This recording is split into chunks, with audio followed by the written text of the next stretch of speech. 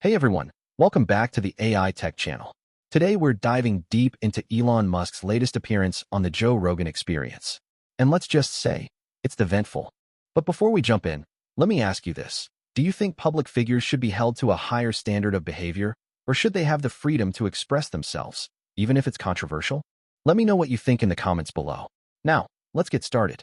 Elon Musk recently sat down with Joe Rogan for a sprawling 3-hour podcast, and it's already generating massive buzz. One of the most talked about moments was Musk addressing the Nazi-like salute he made at a recent event. He defended the gesture, claiming it was meant in the most positive spirit possible. Joe Rogan, to his credit, offered a bit of pushback, suggesting that perhaps the enthusiasm wasn't advisable in hindsight. This is a tricky situation. On one hand, Musk is known for his eccentric behavior, and maybe this was just an ill-conceived attempt at humor. On the other hand, symbols like that carry a lot of weight, and it's easy to see why people were offended. But it does raise the question, should we be so quick to judge based on a single gesture? Or should we look at the bigger picture of a person's actions and intentions? What do you guys think? Let me know. Okay, that's the controversy. Now let's dig into some of the details. Next up, Musk doubled down on his support for DOGE, his controversial Department of Government Efficiency. He claimed DOGE will save the U.S. an estimated $100 billion per year by streamlining Treasury Department payment categorization. Now, this is where things get interesting. The receipts of supposed cuts and savings made by DOGE have been riddled with discrepancies and errors. For example, DOGE once claimed an $8 billion saving from cutting an IC contract, when the contract was actually valued at $8 million. The New York Times reported that DOGE even deleted some of its biggest reported savings from its website without explanation. So what's really going on here? Is DOGE genuinely making a difference? Or is it just a PR stunt? This is where we need to look at the underlying algorithms that drive DOGE's decision-making. Are they truly optimized for efficiency, or are they prone to bias and errors? The field of algorithmic auditing is crucial here, and it's based on concepts of information theory and computational complexity. We need to understand the informational entropy of the inputs and outputs of DOGE's algorithms to assess their effectiveness.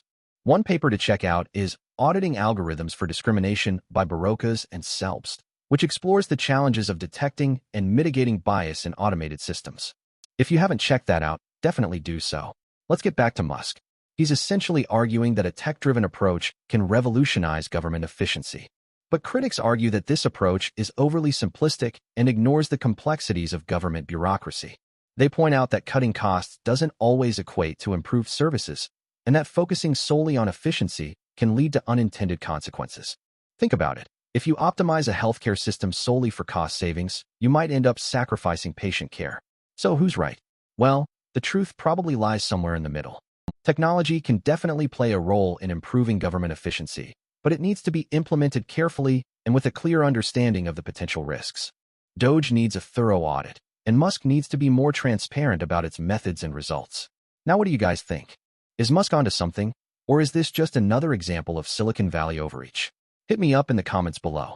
Moving on, Musk and Rogan delved into some pretty wild territory, questioning the gold supply at Fort Knox with the help of an unhinged version of Grok, Musk's XAI chatbot.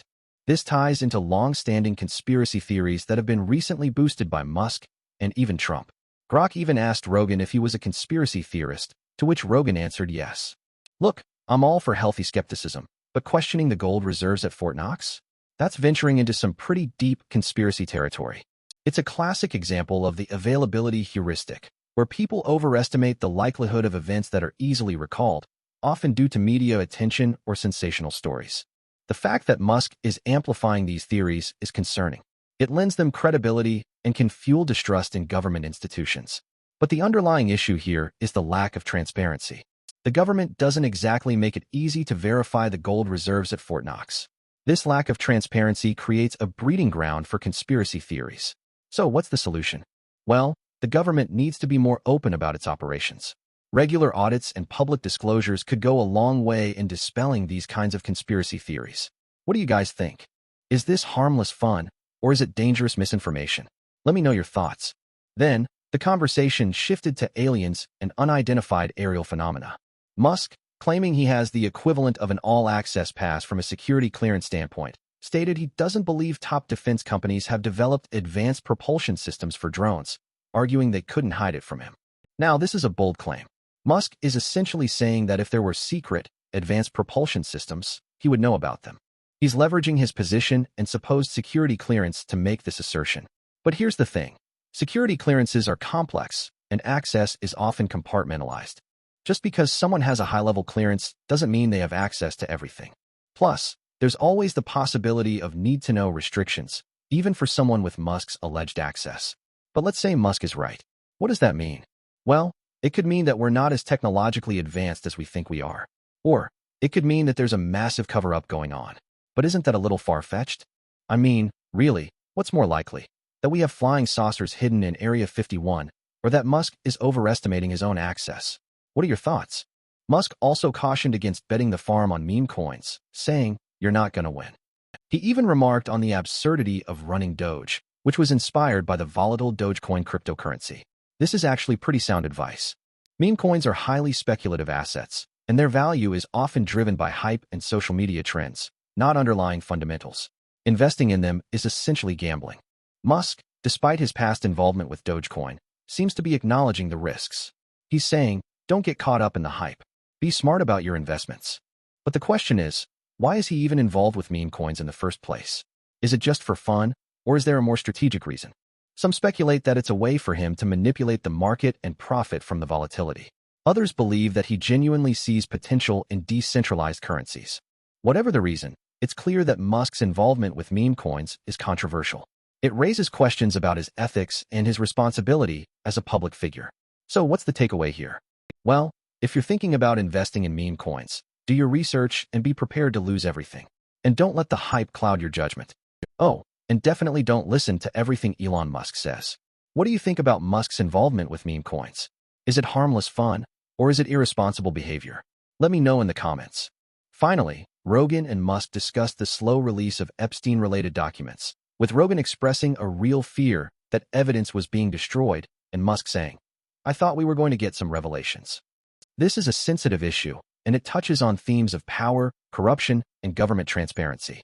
The fact that the Epstein files are being released so slowly, and that they apparently lack groundbreaking information, is fueling suspicion and distrust. It makes people wonder what the government is hiding. But the reality is that these investigations are complex, and they take time. Plus, there are often legal and privacy considerations that need to be taken into account.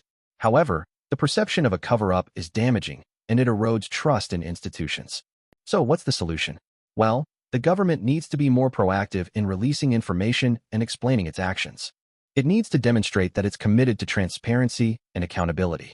And we, as citizens, need to demand that transparency. We need to hold our leaders accountable and ensure that they're acting in the public interest. What do you guys think? Are we being kept in the dark, or is this just a case of slow bureaucracy? Let me know in the comments. So, there you have it, a breakdown of the key moments from Elon Musk's latest Joe Rogan Experience appearance. From defending controversial gestures to questioning government conspiracies, Musk covered a lot of ground. And while his statements are often provocative, they also raise important questions about technology, government, and society. Ultimately, it's up to us to analyze his claims critically and form our own opinions. And that's what I want you to do. What was the most surprising thing you heard in today's video? What was the most controversial? Drop your comments below, and let's start a conversation. And don't forget to like and subscribe for more tech news and analysis. Until next time, stay curious and stay informed.